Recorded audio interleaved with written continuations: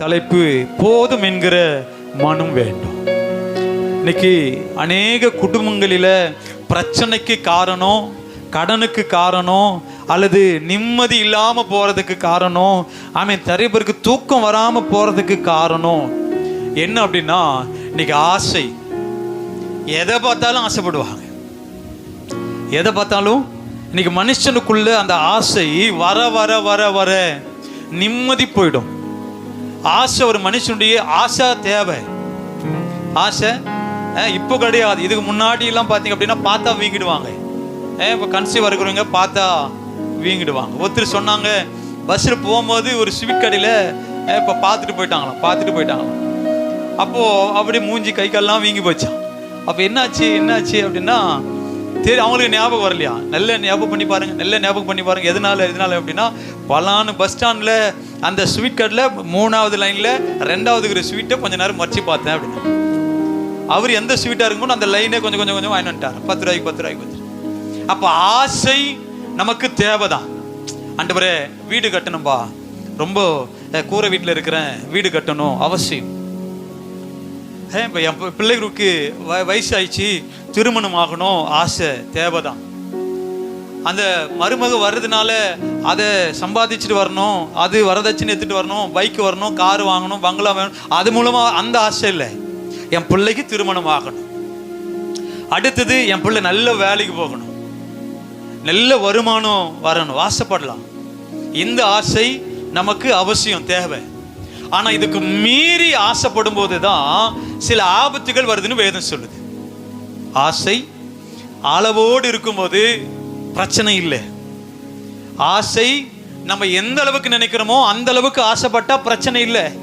ஆனா நாம நினைக்கிறத விட நம்முடைய ஆசை அதிகமாக இருக்கும்போது அந்த ஆசை வேதம் சொல்லுது அது நமக்கு பிரச்சனைக்கு ஆரம்பமா போகுது. வாசிக்கலாம். எபிரேயர் எழுதின புஸ்தகம் 13ஆம் அதிகாரம், எபிரேயர் 13 அதனுடைய 5வது வசனம். நீங்கள் பண ஆசை இல்லாதவர்களாய் நடந்து உங்களுக்கு இருக்கிறவைகள் போதும் என்று எண்ணுங்கள். போதும்.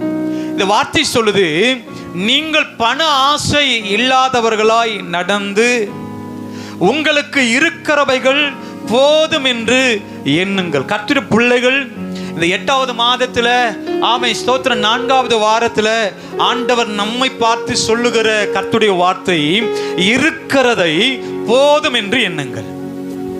சொல்லுங்க, இருக்கிறதை போதும் என்று எண்ணுங்கள். ஆண்டவர் நமக்கு என்ன கொடுத்து இருக்கிறாரோ, சொல்லுவாங்க எனக்கு என்ன வாட்ச் இருக்குதோ அப்படின்றல, அப்ப நமக்கு என்ன ஆண்டவர் கொடுத்து இருக்கிறாரோ அதை நம்ம திருப்தியா அதை என்ன பண்ணணும், எண்ணணும். இது ஆண்டவர் கொடுத்ததுங்க, இது ஆண்டவர் கொடுத்தது. மற்ற மதத்தினை குறித்து நம்ம கிராமமா இருக்கிறோம். மற்ற மதத்தை குறித்து பார்க்கும்போது இன்னைக்கு அந்த ஸ்தோத்திர கோயில் என்ன பண்ணுவாங்க அப்படின்னா பிரசாதம் கொடுப்பாங்க. நம்ம எல்லாருமே பார்த்துருக்குறோம்ல, கோயில்ல பிரசாதம் கொடுப்பாங்க.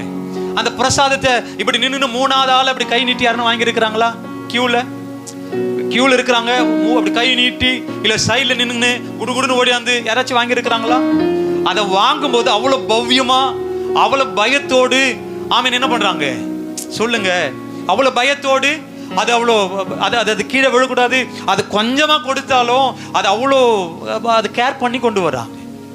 ஆனா இன்னைக்கு ஆண்டவர் நமக்கு அநேக ஆசீர்வாதங்களை கொடுத்திருந்தோம், அநேக விடுதலை ஆண்டவர் கொடுத்திருந்தோம், அநேக நன்மையை கொடுத்திருந்தோம். இன்னைக்கு நம்ம மனசுக்குள்ள ஓடுறது இன்னும். அந்த வார்த்தை சொல்லுது, நீங்கள் இருக்கிறவைகளை, உங்களுக்கு இருக்கிறவைகளை போதும் என்று எண்ணுங்கள். ஆண்டவர் என்ன கொடுத்திருக்கிறாரு? நான் 50,000 ரூபாய் சம்பளம் எதிர்பார்த்தங்க, எனக்கு 10,000 தான் கொடுத்திருக்கிறாரு. ஆண்டவர் சொல்றாரு, இந்த 10,000 இப்போ 50,000 ரூபாய் சம்பளம் வாங்குற அவங்க குடும்பத்தில் 5 பேர் இருக்கிறாங்க, 5 பேரும் ஹாஸ்பிட்டலுக்கு போறாங்க, 5 பேருக்கும் வியாதி, 5 பேருக்கும் செலவு அதிகம் அப்படின்னா 50,000 உங்களுக்கு போதாது. புரியும் நினைக்கிறேன். இப்ப 10,000 ரூபாய் நம்ம வருமானம், நமக்கு அவ்வளவுதான் ஆண்டவர் கொடுக்கிறாரு. அந்த 10,000த்துல நமக்கு செலவுகள் இல்லை அப்படின்னா நாம ஆசீர்வதிக்கப்பட்டவங்க தான். அந்த 10,000த்துல அதுக்குள்ள வருமானத்துல நமக்கு வீணான செலவுகள் இல்லை அப்படின்னா நாம ஆசீர்வதிக்கப்பட்டவங்க தான். இன்னைக்கு நிறைய பேருடைய பார்வை என்னவா இருக்குது அப்படின்னா, நான் வாங்குற 20,000 எனக்கு பெருசா தெரியாது, அவங்க வாங்குற 25,000 தான் நமக்கு என்னவா தெரியுது பெருசா. இன்னைக்கு நம்ம பார்வையே என்னவா போயிடுச்சு அப்படின்னா, மற்ற வீட்டை பார்த்து, மற்ற குடும்பத்தை பார்த்து, மற்ற வருமானத்தை பார்த்து, மற்ற வாழுற வாழ்க்கையை பார்த்து பார்த்து பார்த்து நமக்கு கொடுத்திருக்கிற ஆசீர்வாதத்தை இன்னும் நம்ம வாழாமையே போயிடுறோம். இன்னைக்கு ஆண்டவர்களை கூரை விட்டு தான் வச்சிருக்கிறாரா, சந்தோஷமா எண்ணுங்க. உனக்கு ஏசி ஓடினா கரண்ட் பில் மிச்சம், வெயில் காலத்துல பேன் ஓடுறது உனக்கு கரண்ட் பில் மிச்சம், நைட்டு நல்லா தூங்கலாம். இப்போ ஒரு வீட்டில் எங்க வீட்டில் பார்த்தீங்க அப்படின்னா கரண்ட் ஆஃப் ஆயிடுச்சுன்னா நாங்கள் வெளியில் தான் வந்து படுக்கணும். ஏன்னா இங்கே அந்த ரூமில் ஜன்னலே கிடையாது, ஏசி போட்டதுனால. அது மழையே வந்தா கூட வெளியில் தான் வந்து படுக்கிறோம். இன்னைக்கு ஆண்டவன் நமக்கு கூரை விட்ட கொடுத்துருக்கிறாரா, மழை வந்தா நீ ஃபேனை போட தேவையில்ல, ஆல்ரெடி அதுவே நமக்கு என்னவா இருக்குது, குளிராக தான் இருக்குது. இன்னைக்கு நிறைய பேர் என்ன ஆண்டவரே அவங்கள 3 மாடி கட்ட வச்சுட்டீங்க, என்ன இன்னும் கூரை வீட்டிலே இருக்கிறீங்க, சொல்லாத. 3 மாடிக்கு ஓடுற கரண்ட் பில்லு, 3 மாடியுடைய செலவு, அதை கட்டுற பண தேவை, பொருள் தேவை, மனுஷ காரியம் எல்லாம் பார்த்தா அது லட்சக்கணக்கில் போய் நிக்குது, கோடிக்கணக்கில் போய் நிக்குது. ஆண்டவர் உனக்கு என்ன கொடுத்திருக்கிறாரோ நிறைய, அதுதான் ஆல்ரெடி நான் சொல்லியிருக்கிறேன். நிறைய பில்டிங் மேல என்ன பண்றாங்க அப்படின்னா கூரை போடுறாங்க. வெயிலுடைய தாக்கம் அதிகமா நமக்கு வரக்கூடாது என்பதற்காக அது மேல என்ன பண்றான், கூரை போடுறான். ஆண்டவர் நமக்கு இந்த வேலை தான் கொடுத்திருக்கிறாரு. இந்த வேலை தான் எனக்கு சரியா, நான் இந்த 5,000 தான், அல்லது 100 நாள் வேலை 3,000 தான் கொடுக்கிறத, இது ஆண்டவர் எனக்கு கொடுக்கிறார் என்பதை முதல் அந்த நம்பிக்கை உனக்குள்ள வரணும். அந்த வார்த்தை சொல்லுது, போதும் என்கிற மனம் உங்களுக்கு இருக்கணும். இன்னைக்கு ஏன் குடும்பத்தில் நிம்மதி இல்லாம போகுது, ஏன் குடும்பத்தில் நிம்மதி இல்லாம ரொம்ப நிறைய பேர் சொல்றாங்க எனக்கு படுத்தா தூக்கமே வரலங்க. ஏன்? கடன். சரி, கடனுக்கு எது கடனா வாங்கி இருக்கிறீங்க, அதனுடைய அவசியம் தேவை என்னென்ன பொருள் வாங்கி இருக்கிறீங்க அப்படின்னா, இன்னைக்கு தேவையில்லாத பொருள் மேல ஆசைப்பட்டு அதை வாங்கி அதுக்கு டியூ கட்டிட்டு இருக்கிறோம், அதுக்கு இஎம்ஐ கட்டிட்டு இருக்கிறோம். அவசியமான பொருளுக்கு நிறைய குடும்பங்கள் கடனா போறது கிடையாது. அதை விளம்பரத்தை சொல்லுவோம், அந்த வீட்டில் இருக்குது, இந்த வீட்டில் இருக்குது, அந்த வீட்டில் இருக்குது, உங்க வீட்டில் இருக்குது, ஆனா எங்க வீட்லயும் வாங்குறதுக்கு கடன். அப்போ ஆண்டவர் நமக்கு என்ன கொடுக்கிறாரோ அதை போதும் என்று எண்ணுகிற நிலைமை சூழ்நிலை வரணும். அதுதான் பவுல் சொல்றாரு. பிலிப்பியர் 4ஆம் அதிகாரம் அதனுடைய 11வது வசனத்தை வாசிக்கும் போது, பிலிப்பியர் 4:11 சில வசனங்களை உங்களுக்கு காண்பித்து கொடுக்கிறேன். என் குறைச்சலினால் நான் இப்படி சொல்லுகிறதில்லை, ஏனெனில் நான் எந்த நிலைமையில் இருந்தாலும் மனரம்யமாயிருக்க கற்றுக்கொண்டேன். கர்த்தருடைய பிள்ளைகள் எந்த சூழல் இருந்தாலும், எந்த வீட்டில் இருந்தாலும், எந்த பிரச்சனை இருந்தாலும், எந்த வருமானத்தோடு இருந்தாலும், எந்த பேங்க் பேலன்ஸோடு இருந்தாலும் மனரம்யமா இருக்க கற்றுக்கொள்ளணும். அதுக்கு அடுத்த வார்த்தை சொல்றாரு பவுல், வாசிக்கலாம். எனக்கு தாழ்ந்திருக்கவோ எனக்கு தெரியும், வாழ்ந்திருக்கவும் எனக்கு தெரியும், எல்லா இடத்திலும் திருப்தியா இருக்கவும், பட்டினியா இருக்கவும், பரிபூரணம் அடையவும், குறைவுபடவும் போதிக்கப்பட்டிருக்க வேண்டும். நீ நிறைய பிள்ளைகள் இன்னைக்கு ஆசைப்படுறதுனால, பண ஆசை வர்றதுனால இன்னைக்கு கர்த்தருடைய பிள்ளைகள் இன்னைக்கு கடன்ல போய் மாட்டிக்கிறோம், நிம்மதி இல்லாம போயிடுறோம். வேதம் சொல்லுது, தாழ்ந்திருக்கவோ நமக்கு தெரிஞ்சிருக்கணும், வாழ்ந்திருக்கவோ நமக்கு தெரிஞ்சிருக்கணும். இப்போ ஆண்டவர் நம்மை உயர்த்தாத எந்த ஒரு காரியமும் மனுஷரிடத்துல நமக்கு வரக்கூடாது. கவனிக்கணும், ஆண்டவர் தான் நம்மை உயர்த்தணும். உனக்கு இந்த கூரை வீட்டை இருந்து நல்ல மாடி வீடு கட்டுவது தேவ சித்தமா இருந்தா அது செய். இன்னைக்கு நிறைய பேர் என்ன பண்றோம், அவங்க வீடு கட்டிட்டாங்க, எனக்கு பின்னாடி அவங்க, என் தம்பி, என் தங்கச்சி, அவங்க வீடு கட்டிட்டு அதனால நானும் கட்டணும் அப்படின்னா உன்னால அந்த வீட்டை அதை பூர்த்தியா உன்னால முடிக்க முடியாது. ஆண்டவனுக்கு கொடுக்கிறாரா, ஆண்டவனை ஆசீர்வதிக்கிறாரா, ஆண்டவனை நடத்துறாரா, சரிமா கட்டு, நான் கூட இருக்கிறேன் சொன்னா அதை செய். ஆனா நம்ம என்ன பண்றோம், ஆண்டவர் சொல்றதுக்கு முன்னாடியே நம்ம ஆசை, நம்ம இன்னும் நினைக்கிற எண்ணம் இன்னைக்கு கடன்ல போய் முடியுது. அந்த கடனை கொடுக்கறதுக்கு வேலை, அதை வட்டிக்கு கொடுக்கறதுக்கு ஓட்டி, அதை அடைப்பதற்கு ஆமென் இன்னும் வேலை, இன்னும் வேலை, இன்னும் வேலை. நீ வாங்கிட்டு இருந்த அந்த குறைவான வருமானம் உனக்கு ஆசீர்வாதமா இருந்துச்சு, நல்ல தூக்கம் வந்துச்சு, ஆமென், நல்ல நிம்மதியா இருந்த, கடங்காரம் உனக்கு பிரச்சனை இல்லை. ஆனா உன் ஆசை அதிகமாக அதிகமாக இன்னும் வேணும், இன்னும் வேணும், இன்னும் வேணும். அதுதான் ஒரு ஒரு ஒரு கதை ஒன்று படித்தேன். ஒரு வீட்டில் 3 கோடி ரூபாய் ஒரு திருடன் என்ன பண்ணியிருக்கிறான், திருடிட்டானா. 3 கோடி ரூபாய் திருடிட்டு இருக்கிறாங்க. போலீஸ்காரனை பிடிச்சி கோர்ட்டில் எடுத்து போய் நிறுத்தினாங்களா.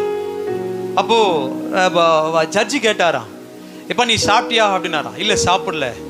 அப்போ உடனே ஜட்ஜி பார்த்து போலீஸ்காரர்களை பார்த்து, நீங்கள் அவனுக்கு என்ன பண்ணுங்க, ஒரு 4 இட்லி வாங்கி கொடுங்க, நான் ஒரு 1/2 hour கழிச்சு நான் வரேன்ட்டு எழுந்து போயிட்டாரான். அப்போ 1/2 hour கழிச்சு அவன் வந்து பார்க்கும்போது 3 இட்லி சாப்பிட்டு 1 இட்லி மட்டும் வச்சிருந்தான். ஜட்ஜி 3 இட்லி சாப்பிட்டு 1 இட்லி மட்டும் வச்சிருந்தாரான். அப்போ அவனை பார்த்து இப்போ கோர்ட்டுக்கு வந்தபோது கேட்குறாராம், சாப்பிட்டியாப்பா? சாப்பிட்டேன். எத்தனை இட்லி சாப்பிட்டேன்? 3 இட்லி சாப்பிட்டேன்.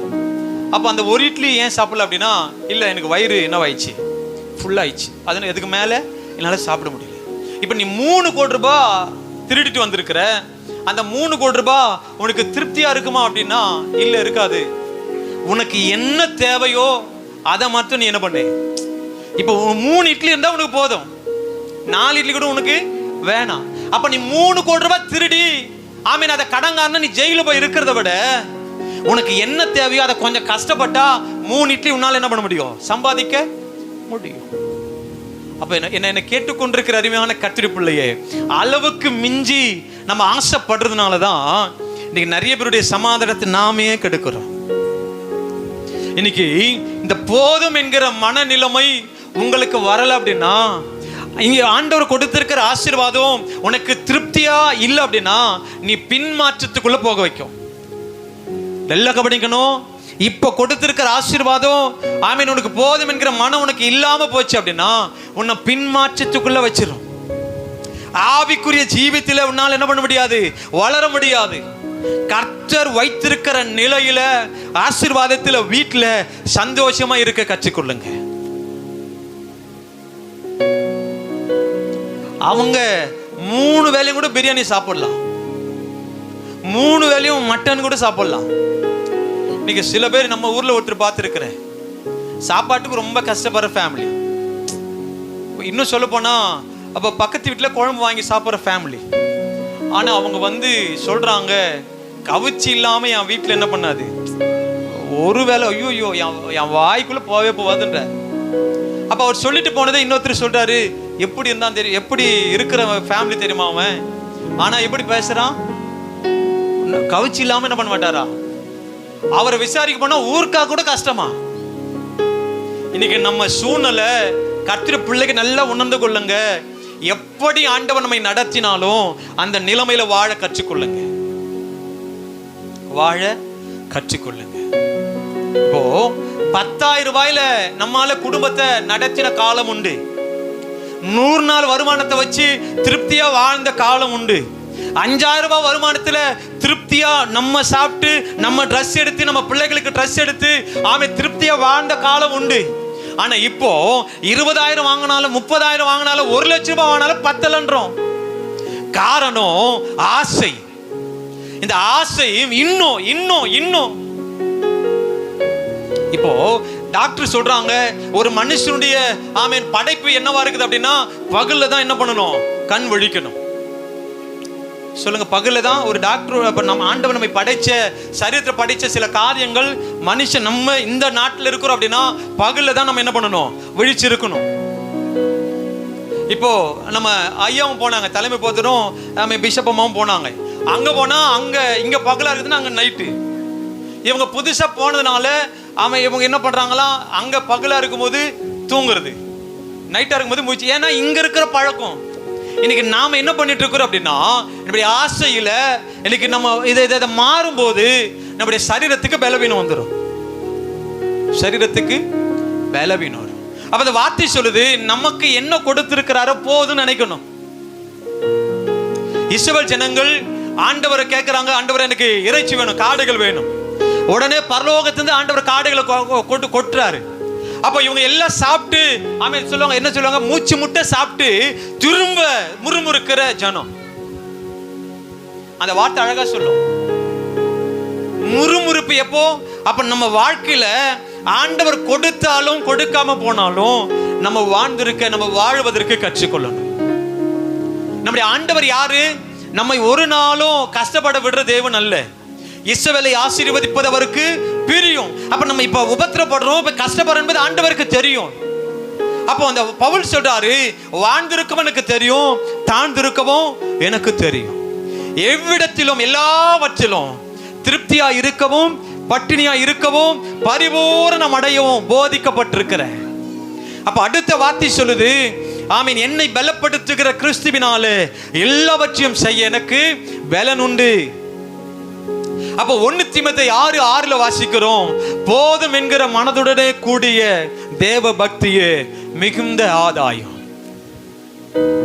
இன்னைக்கு பண ஆசை நமக்குள்ள வர வர, பண ஆசை நம்ம வாழ்க்கையில வர வர, இன்னைக்கு தேவ பக்தி என்ன பண்ணிடுது அப்படின்னா நம்முடைய வாழ்க்கையில குறைஞ்சு போயிடுது. இன்னைக்கு தேவ பக்தி குறைய குறைய நாம ஆண்டவர் விட்டு பின்மாற்றத்துக்குள்ள போயிடுறோம்.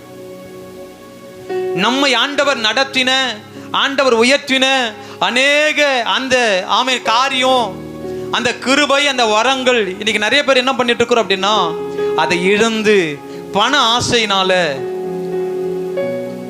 ஆசையினால இன்னைக்கு நிறைய பேர் கர்த்தருடைய பிள்ளைகளை பண ஆசையில ஆண்டவர் விட்டு தூரம் போயிட்டு இருக்கிறோம். வேதம் சொல்லுது, பண ஆசை எல்லா தீமைக்கும் வேறாய் இருக்கிறது. சொல்லுங்க, பண ஆசை எல்லா தீமைக்கும் அதுதான் ஆரம்பம், அதுதான் ஆரம்பம். இன்னைக்கு பண ஆசை நமக்குள்ள வர வர நம்ம என்ன பண்ணிட்டு இருக்கிறோம் அப்படின்னா ஆலயத்தை விட்டாச்சு, ஜெபத்தை விட்டாச்சு, ஆண்டவர் நமக்கு கொடுத்த ஸ்தோத்திரம் கிருபைகளை இழந்தாச்சு. அதுதான் 10வது வசனம், 1 தீமோத்தேயு 6:10 வசனம் வாசிங்க. பண ஆசை எல்லா தீமைக்கும் வேறாயிருக்கிறது.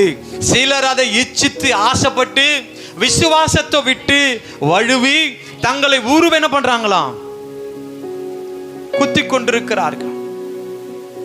அது கீழே வார்த்தை சொல்லுது 10வது வசனத்துல, நீயோ தேவனுடைய மனுஷனே இவைகளை விட்டோடி நீதியையும் தேவ பக்தியையும் விசுவாசத்தையும் அன்பையும் பொறுமையும் சாந்த குணத்தையும் அடையும்படி நாடு.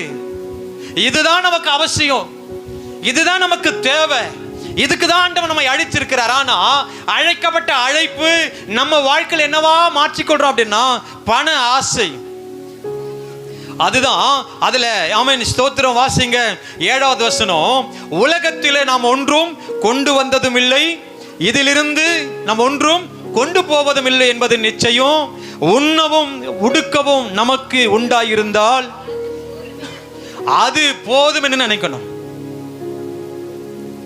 கர்த்தருடைய பிள்ளையே, கர்த்தர் செய்யாத எந்த காரியத்தை நீ செஞ்சா, கர்த்தர் உயர்த்தாத உயர்வை நீ நாடி போனா, கர்த்தர் கொடுக்காத வேலையை நீ தேடி போனா, அதுல பிரச்சனை தான் வரும், அதுல பாதிப்பு தான் வரும், அதுல தோல்வி தான் வரும். வேதம் சொல்லுது, ஐஸ்வர்யவான்களாக விரும்புகிறவர்கள் 9வது வசனம், சோதனையிலும் கண்ணியிலும் மனுஷரை கேட்டிலும் அழிவிலும் அமிழ்த்துகிற மதிகேடும் சேதமுமான பலவித இச்சைகளில் விழுகிறார்கள். ஆசை நமக்கு வேணாம், ஆசை நமக்கு இருக்கக்கூடாது. என்ன ஆசை? நான் ஆல்ரெடி சொன்னது போல ஆமீன், ஆண்டவரே எனக்கு இது தேவை, ஆண்டவர்கிட்ட கேட்கலாம். உனக்கு என்னவெல்லாம் ஆசையா இருக்குதோ ஆண்டவர்கிட்ட கேளுங்க. தேவ சுத்தத்தின்படி ஆண்டவர் நமக்கு கொடுத்த ஆசீர்வாதம் நல்லது. ஆனா அதை நாம தேடி போவதனால நமக்கு அது பாவமா? பண ஆசை இச்சிக்கிறோம் அப்படின்னா அந்த வார்த்தை சொல்லுது, விசுவாசத்தை விட்டுருவ, சபையை விட்டுருவ, ஆலயத்தை விட்டுருவ, பரிசுத்தத்தை இழந்துருவ, ஆண்டவர் மேல வச்சிருக்கிற பயபக்தி இழந்து போயிடுவ. காரணம் பண ஆசை. பண ஆசை, பண ஆசை. உண்மையாவே சொல்றேன், நான் எத்தனை ஜெபத்தை, குடும்ப ஜெபமா இருக்கட்டும், சண்டே சர்வீஸா இருக்கட்டும், இந்த சனிக்கிழமை ஜெபமா இருக்கட்டும், உண்மையாவே சொல்றேன், நான் வேலை செஞ்சா நல்ல வருமானம், எனக்கு நல்ல வருமானம். ஆனா ஏன் விட்டுட்டு வரோம் அப்படின்னா, ஆண்டவர் எனக்கு கொடுத்த அழைப்பு. இப்ப இந்த அழைப்புல நான் சரியா இருந்தாதான் என்னால ஓட முடியும், ஊழியத்தை செய்ய முடியும். அப்போ என்னை நான் மாற்றிக்கிட்டு பண ஆசையில சனிக்கிழமை தானே யாருன்னா ஜெபம் பண்ணட்டும், வேலைக்கிழமை தானே யாராவது ஒரு ஊழியக்காரரை சொல்லி ஜெபம் பண்ண வைக்கலாம். இல்ல, உண்மையாவே சொல்றேங்க, உண்மையாவே சொல்றேன். ஆண்டவர் நான் எந்த அளவுக்கு ஊழியத்தை கண்ணப்படுத்துறனோ, ஒரு வாரத்துக்குரிய வருமானத்தை ஆண்டவர் எனக்கு தரார். உண்மையாவே சொல்றேன்.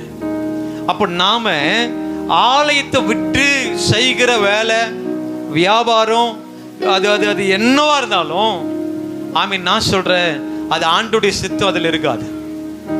ஆண்டோடைய சித்தம் இருக்கவே இருக்காது.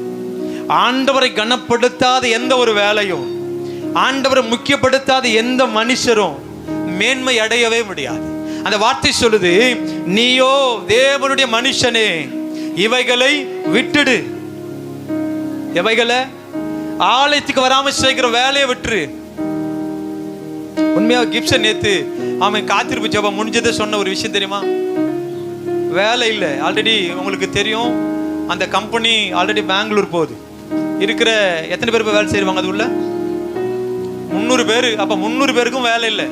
எல்லாருக்குமே செட்டில்மெண்ட், போனஸ், என்னென்ன பண்ண முடியுமோ முடிச்சுட்டு, நிறைய பேர் கேஸ் போட்டுருக்காங்க. அது வேற. அப்போ கம்பெனியே பெங்களூர் போயிடுது. அப்போ கிட்டத்தட்ட ஒரு மாசத்துல ஒரு 2-3 வாரம் வீட்டில் இருந்தேன். நான் சொன்னேன், வேலை வேணும்னாரு, ஜோம் பண்ணப்பா ஆண்டவர் வேலை தருவார். நான் எனக்குள்ள ஒரு ஒரு ஒரு ஒரு என்ன அப்படின்னா, செவ்வாய்க்கிழமை ஜெபம், சனிக்கிழமை ஜெபம், இதுக்கு முன்னாடி நடந்த எல்லா ஜெபத்தையும் கிப்சன் தான் நடத்திருந்தாப்பா, நான் வரலனாலும்.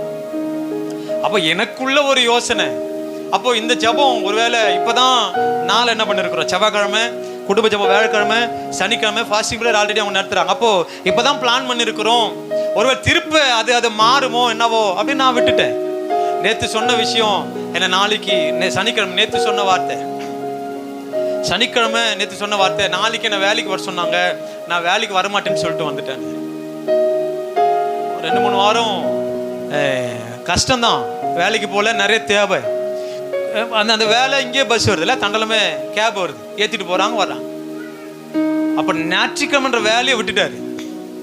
நான் பெருமைக்கா சொல்ல, உண்மையவே சொல்கிறேன், விட்டுட்டாரு. ஆனால் ஆல்ரெடி இன்னொரு வேலை திங்கக்கிழமை வர சொல்லி இருக்கிறான். நான் சொல்கிறேன், ஆலயத்துக்கு தடையா அது ₹1,00,000 வரட்டங்க ஒரு நாளைக்கு. ₹1,00,000 ஒரு நாளைக்கு ஆலயத்தை விட்டுட்டு ₹1,00,000 நீ சம்பாதிக்கிற அப்படின்னா, அதில் செலவுகள் அதிகமாக இருக்கும், அதில் பிரச்சனைகள் அதிகமாக இருக்கும். ஆலயத்தை விட்டுட்டேன், இல்ல ஆலயத்துக்காக அந்த வேலையை விட்டேன், ஆலயத்துக்காக அந்த வருமானத்தை விட்டு நீ சொல்லும் போதுதான் கர்த்தருடைய பிள்ளைகளை உங்கள் ஆவியில் ஆண்டவர் எழுப்ப பண்ணுவாருங்க. ஆவியில இன்னைக்கு நிறைய பேர் என்ன பண்ணிட்டு இருக்கிறோம், பண ஆசை ஊழிய அழைப்பை விட்டுறோம், பண ஆசை வரங்களை விட்டுறோம், பண ஆசைனால கிரியைகளை இழந்துடுறோம், பண ஆசைனால கிருபை இழந்துடுறோம். இப்போ நமக்கு ஆண்டவர் சுகத்தையும் பலனையும் ஆண்டவர் கொடுத்ததுனால தானே சர்ச்சை விட்டு நம்ம வேலைக்கு போக முடியுது. ஒருவேளை சத்துரு நமக்கு விரோதமாய் போராடும் போது, சத்துரு ஒருவேளை நம்ம வேலைக்கு தடையா மனுஷர்களை ஏற்படுத்தும் போது நம்ம என்ன செய்வோம்?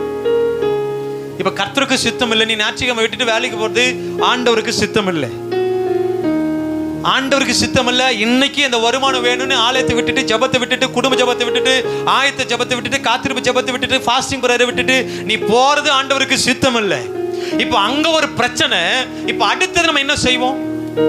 இந்த வேலை தாங்க ஆண்டவர் எனக்கு கொடுத்திருக்கிறாரு, இதுதாங்க நல்ல வருமானம், இதுதான் என் குடும்ப ஆசீர்வதிக்கப்படும், நீ ஓடிட்டு இருக்கிற. ஒருவேளை ஆண்டவர் அந்த வேலையை உன்கிட்ட இருந்து எடுத்தா நீ என்ன பண்ணுவ? சொல்லுங்க, என்ன பண்ணுவ?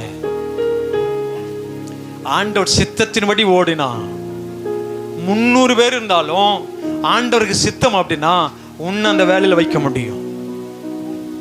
ஆண்டவருக்கு சித்தமானா எல்லா மனுஷர் இல்லைங்க இல்லைங்க இல்லைங்கன்னு சொன்னாலும் ஆண்டவர் உங்க வாழ்க்கையில கொடுக்க முடியுமே. அப்ப நாம எப்படி வாழ்ந்துட்டு இருக்கிறோம் அப்படின்னா, பண ஆசை இருந்தா நீ விசுவாசத்தை விட்டுருவ, தேவ பக்தியை விட்டுருவ, ஆலயத்தை விட்டுருவ, ஆண்டவரையும் விட்டுருவ. ஆண்டவரே உனக்கு சத்துருவா இருந்தா நம்ம என்ன பண்ண முடியும்? புரியுதுங்களா? ஆண்டவரே நமக்கு சத்துருவா இருப்பாரே, ஆனா நம்ம யாருக்கிட்ட போய் நிற்க முடியும்? ஏசம்மா சொன்ன வார்த்தை, இப்போ லீவ் ஞாயிற்றுக்கிழமை வேலை வச்சிடறாங்க ஐயா அப்படின்னாங்க. இப்போ 2 வாரம் லீவ். இப்போ குடும்ப ஜெபத்துக்கு கூட அவங்க சொன்ன வார்த்தை, 4 வாரம் வேலை கிடைக்கும்னு கேட்டுட்டே இருக்கிற, ஜோம் பண்ணிட்டே இருக்கிற ஐயா. அவங்க வரணும்னு அவசியமா? போனா வருமானம் தானே. இதுக்கு எத்தனை பேர் ஆண்டவரே சர்ச்சை விட்டுட்டு போற வேலை, ஆண்டவரே சர்ச்சை விட்டுட்டு போறேன், ஆண்டவரே வேலை இன்னைக்கு எனக்கு லீவு தரணும், ஆண்டவரே சர்ச்சை விட்டுட்டு போயிருந்தேன், ஆண்டவரே எனக்கு லீவு வரணும், ஆண்டவரே. எத்தனை பேர் ஜோம் பண்றோம்? ஜபமாச்சு, ஆண்டவர் ஆச்சு, போனா ஒரு 500 ரூபாய் கிடைக்க போகுது. நம்ம நினைப்பு சர்ச்சை விட்டு போனா ஒரு 500 ரூபாய் 600 ரூபாய் கிடைக்க போகுது. அந்த 500 ரூபாய் 600 ரூபாய் வச்சு உன்னால ஜீவனை வாங்க முடியுமா? உன்னால சுகத்தை பெற்றுக்கொள்ள முடியுமா? ஆபத்துகளில, உன் நாச மோசங்களில, உனக்கு விரோதமா எழும்புகிற ஆயுதங்களை நீ வாங்குற அந்த ஒரு நாள் வருமானம் உன்னை விடுதலையாக்க முடியுமா? நான் சர்ச்சை விட்டுட்டு போ இல்லைங்க. அப்போ ஆண்டவர் வேணும்னா ஆண்டவர் என்ன சொல்லுவாரு? ஆண்டவர் என்ன சொல்லுவாரு? என்ன விட்டுட்டு பணத்துக்காக, ஆசையில, உன் பணத்துக்காக, உன் சூழ்நிலைக்காக, உன் சந்தோஷத்துக்காக, நீ நல்லா இருக்கணும் என்பதற்காக எத்தனை முறை என்ன விட்டுட்டு ஓடி இருக்கிற ஆண்டவர் சொல்லுவாரா? சொல்ல மாட்டாரா? அதுதான் வாசிக்கலாம். ஆமே, ஸ்தோத்திரம். ஆமே, என்னாகும் 22ஆம் அதிகாரம். அதுக்கு முன்னாடி மத்தேயு சுவிசேஷ புஸ்தகம் 13ஆம் அதிகாரம் 22வது வசனம் வாசிங்க. மத்தேயு சுவிசேஷ புஸ்தகம் 13ஆம் அதிகாரம் 22வது வசனம். முள்ளுள்ள இடங்களில் விதைக்கப்பட்டவன் வசனத்தை கேட்கிறவனாயிருந்து, நல்ல கவனிக்கணும், முள்ளுள்ள இடங்களில் விதைக்கப்பட்டவன் வசனத்தை கேட்கிறவனாயிருந்தும் உலக கவலையும் ஐஸ்வர்யத்தின் மயக்கமும் வசனத்தை நெருக்கி போடுகிறதுனால் அவனால் என்ன பண்ண முடியல? பலனை கொடுக்க முடியாது. சொல்லுங்க, என்ன கவலை? ஐஸ்வர்யத்தின் மயக்கம். ஐஸ்வர்யத்தின் ஆண்டவர் நமக்கு வாரத்துக்கு எத்தனை நாள் கொடுத்திருக்கிறாரு? ஒரு வாரத்துக்கு எத்தனை நாள்? சொல்லுங்க, எத்தனை நாள்? 6 நாள் சம்பாதித்த வருமானம் நம்மை ஆசீர்வதிக்க முடியாம, 6 நாள் சம்பாதிச்ச வருமானம் நம்மளை போஷிக்க முடியாம ஏன் 7வது நாள் போறோன்னு எனக்கு தெரியல. இப்ப ஆண்டவர் வாரத்துல 1 நாள் மட்டும் வேலைக்கு போங்க, 6 நாள் சர்ச்சைக்கு வாங்கன்னா எத்தனை பேர் வருவோம்? 6 நாள் சர்ச்சைக்கு வாங்க, 1 நாள் மட்டும் வேலைக்கு போங்க அப்படின்னா ஆண்டவர் சொல்ற வார்த்தை 6 நாள் வேலைக்கு போ. எத்தனை நாள்?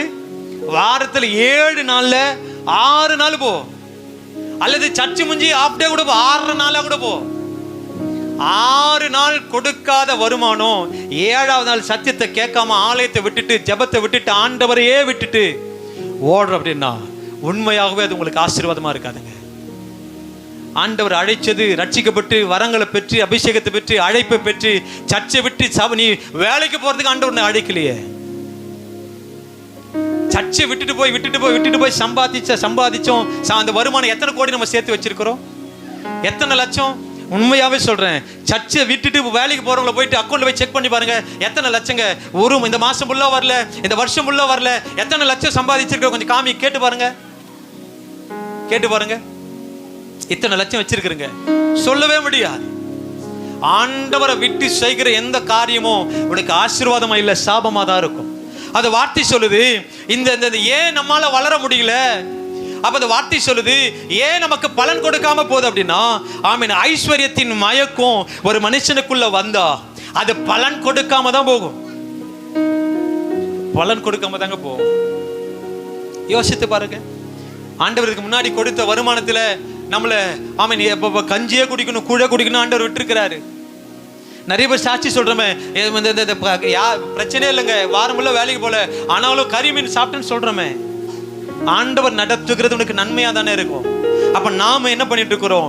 அதுதான் ஆமீன். என்னாகும் 22:17 பாலாக் பிலேயாமின் இடத்துல ஆள் அனுப்பிச்சு ஆமீன் இஸ்ரவேல் ஜனங்களை சபிக்கும்படி ஆமீன் பிலேயாமின் இடத்துல என்ன பண்றாரு?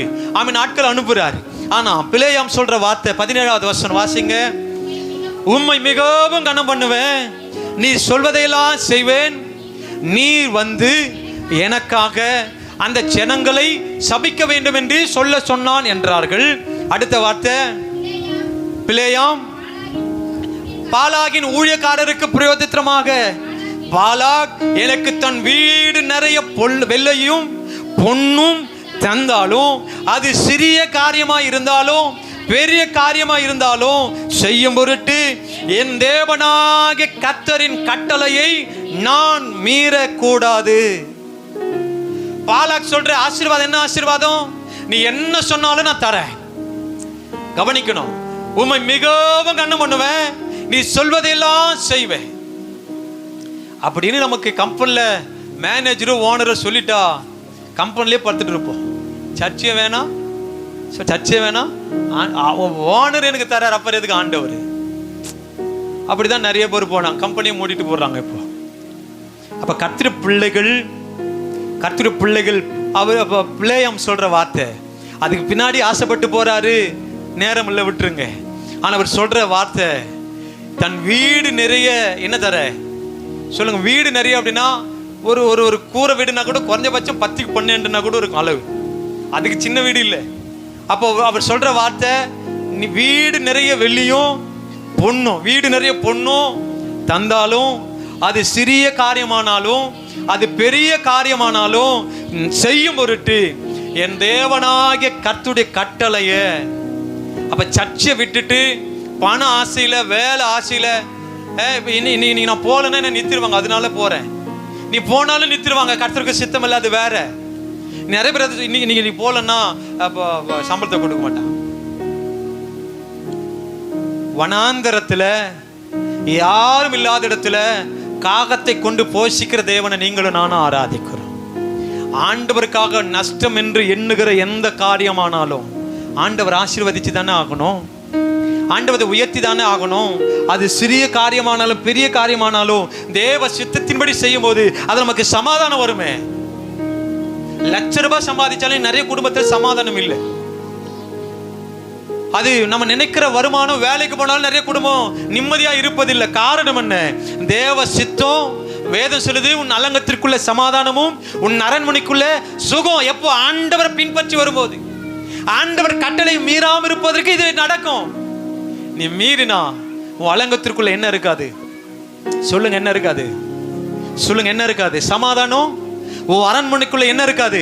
சுகம் இருக்காது.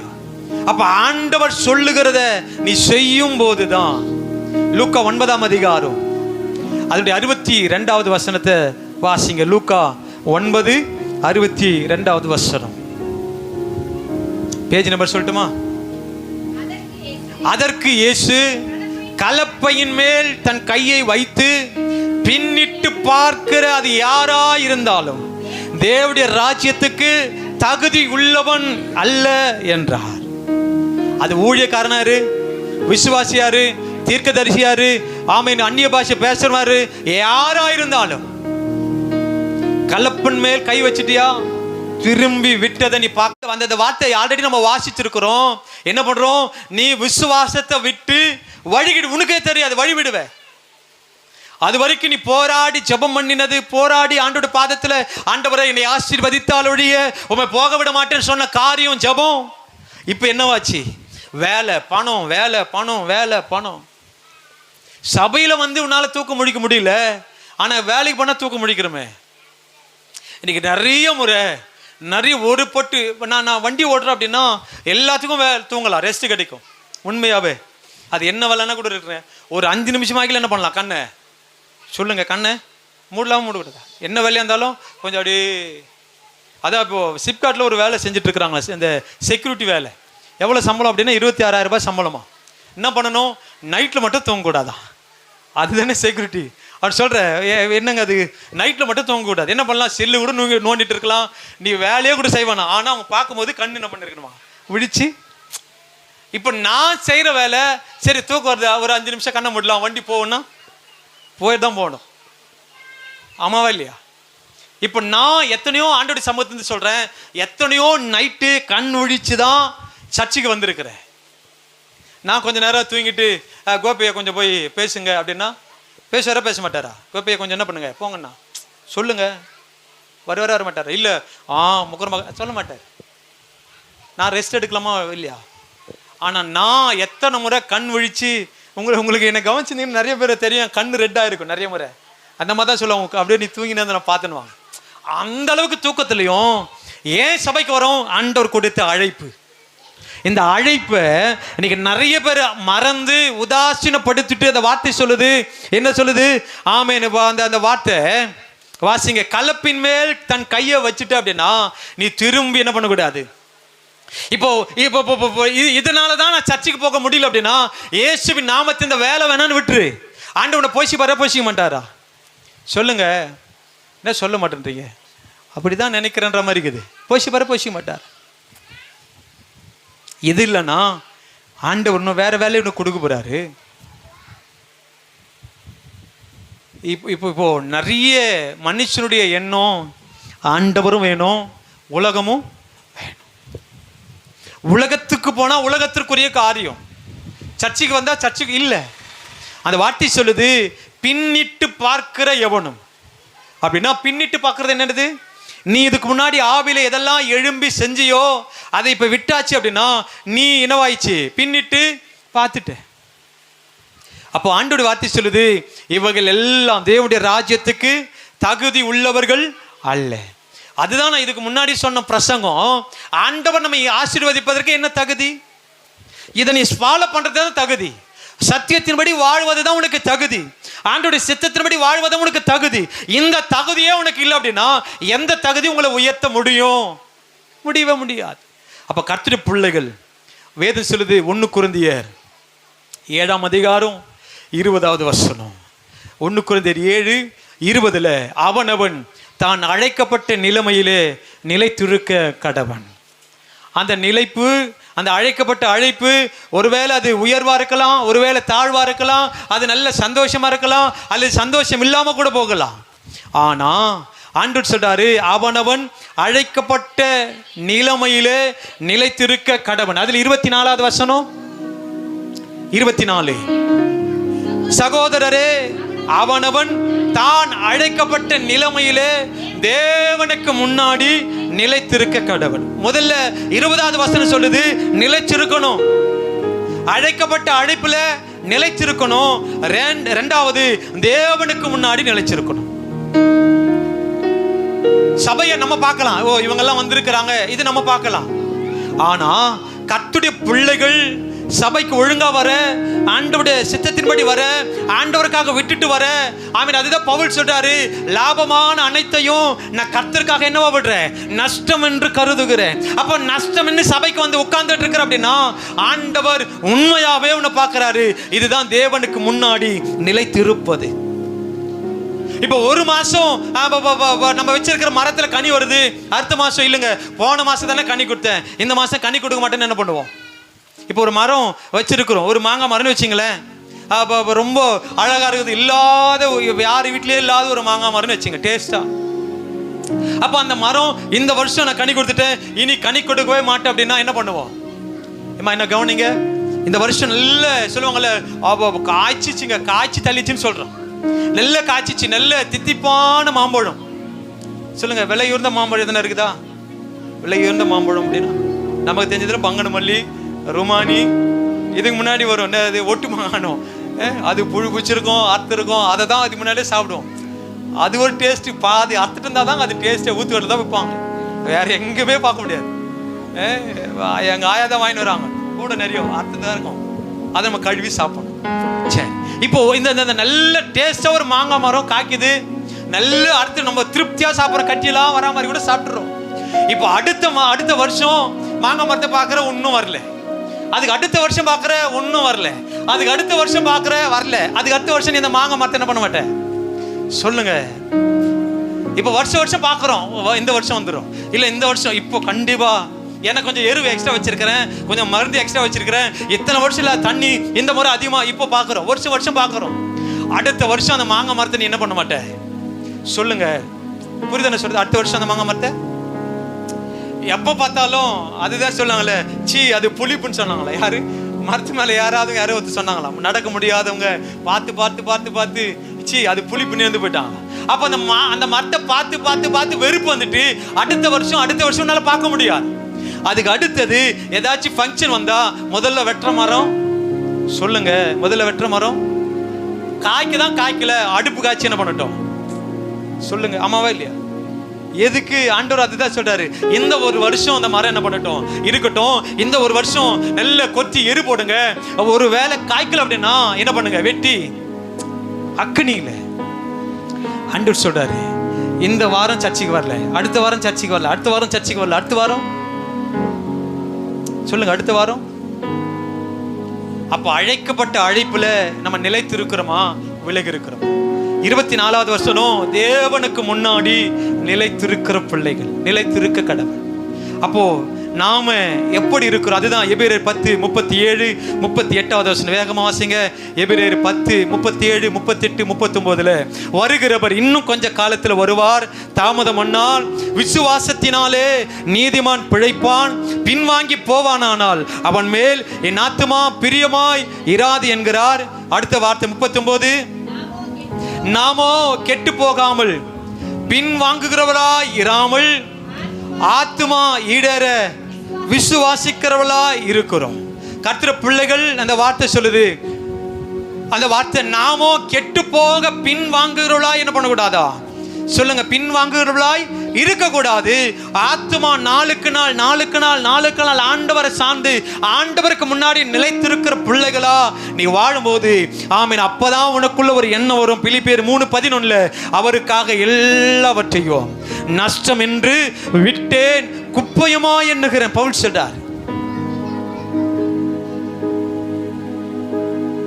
குறைஞ்சபட்சம் 200 ரூபாய் சம்பளங்க. இப்போ நம்ம சர்ச்சை விட்டு போற வருமானம் 200 ரூபாய்.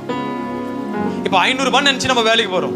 அதுல சாப்பாட்டுக்கு பிடிக்கிறான், வேனுக்கு பிடிக்கிறான், பிஎஃப் காசு பிடிக்கிறான், வேற என்ன பிடிக்கிறான், பிடிச்சிட்டு அவனுக்கு எவ்வளவு போதுமோ அவனுக்கு அப்புறம் தான் நமக்கு என்ன பண்றான்.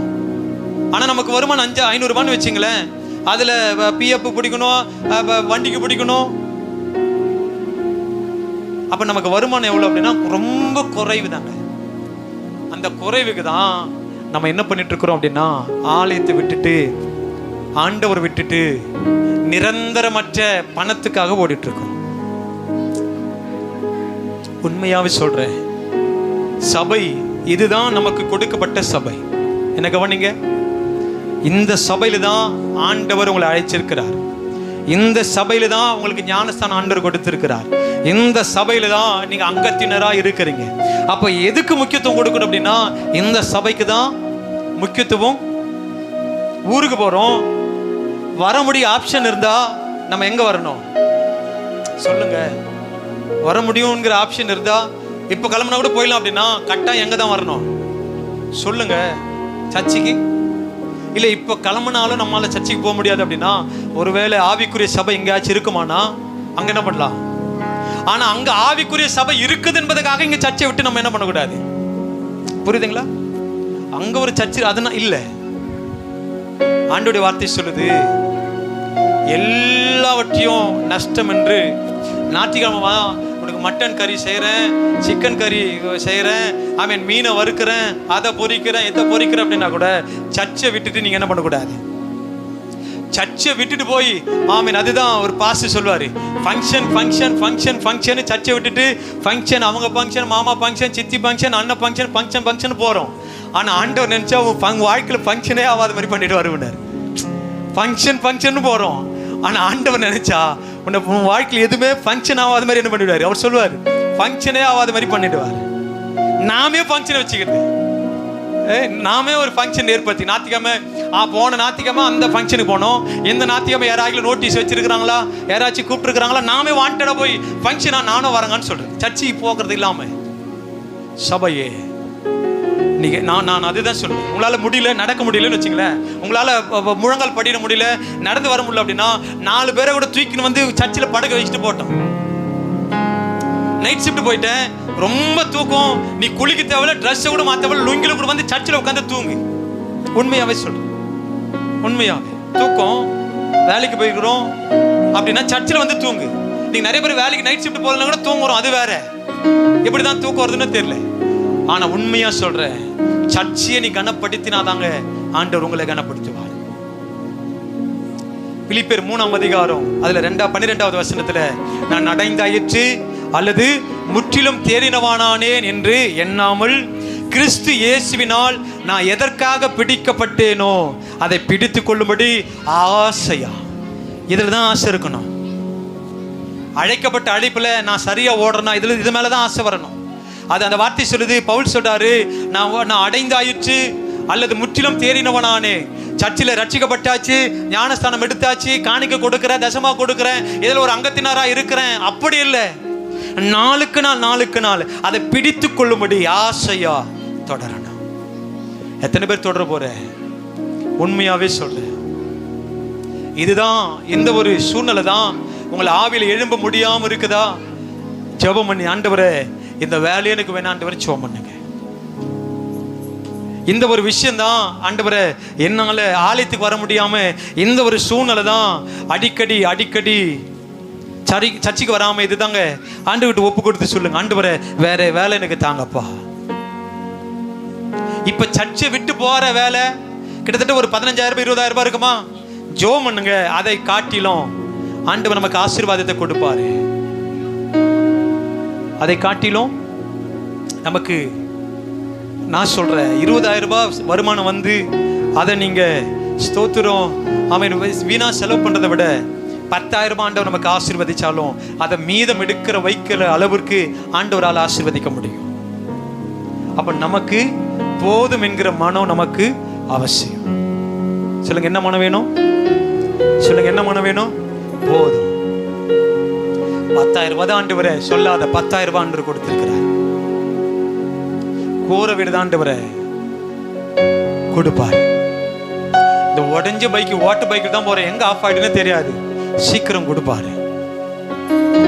நாம உண்மையாவே சொல்றேன், நாம இப்ப இருக்கிற நிலைமை காட்டிலும் பல கோடி மக்கள் இப்ப நமக்கு கிடைச்ச வாழ்க்கை, இந்த வாழ்க்கை கிடைச்சா போதுன்னு நினைக்கிறாங்க.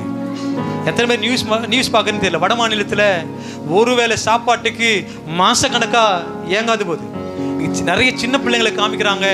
உண்மையாவே அதை பார்க்கும்போது அவ்வளோ பரிதாபம்.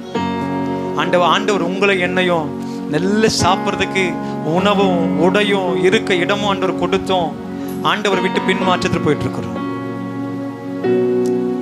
நான் குரூப்பில் கூட போடுறேன், அதை பாருங்க. அவ்வளோ மாசக்கணக்கில் ஒருவேளை சாப்பாட்டுக்கு சாப்பாடு கூட ஒரு துண்டு ரொட்டிக்கு எத்தனை பேர் செத்து போயிட்டு இருக்கிறாங்க. அப்போ ஆண்டவர் உங்களையும் என்னையும் நல்லா வாழ வச்சது ஆண்டவர் விட்டு பின்மாற்றத்தில் போவதற்கு அல்ல, ஆண்டவருக்காக, ஆண்டவருக்கு முன்னாடி நிலைத்திருப்பதற்கு ஆண்டவர் நம்மை அழைக்கிறார். இதுவரைக்கும் எப்படி இருந்தீங்களோ தெரியல, இனி வருகிற நாட்களில் ஆண்டவருக்கு முக்கியம் கொடுங்க. மத்திய 6:33 வாசிக்கிறோம், முதலாவது தேவனுடைய ராஜ்யத்தையும் அவருடைய நீதியும் தேடுங்கள், அப்பொழுது இவைகள் எல்லாம் கூட வேலை கொடுப்பாரு. இதை விட நல்ல வேலையை தருவாரு, இதை விட நல்ல வருமானத்தை தருவார், இதை விட உனக்கு உயர்வை தருவார், இதை விட உன் நிலைமை ஆண்டவரால் மாற்ற முடியும். ஆண்டவருக்காக விட்டா பவுல் சார் எல்லாவற்றையும் குப்பையா என்று, குப்பையா சபையே ஒரே ஒரு பொருத்தனை தான், ஆண்டவரை விட்டு பிரிக்கிற எந்த காரியமும் வேணான்னு சொல்லுங்க. ஆண்டவரை விட்டு தூரப்படுத்துகிற எந்த காரியமும் எனக்கு வேணாம் ஆண்டவர், என்னிலிருந்து எடுத்து போடும் சொல்லுங்க. அப்படி வாழும்போது தான் கர்த்தர் நம்மை ஆசீர்வதிப்பார்.